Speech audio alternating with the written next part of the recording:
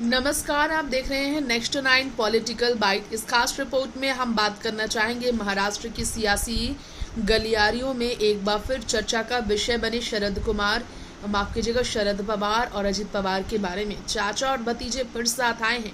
एक हफ्ते के अंदर दूसरी बार है ये शरद और अजीत पवार का एक साथ आना।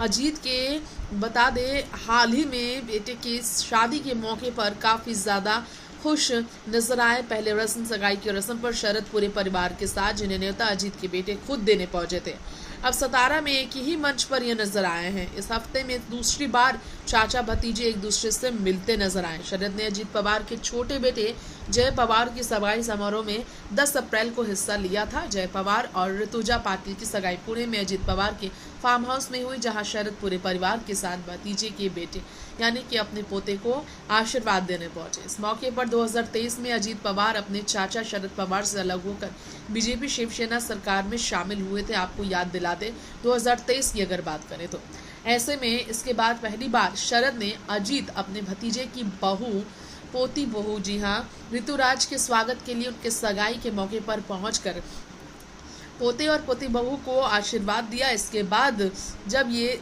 साथ नजर आए तो चर्चा तो होगी।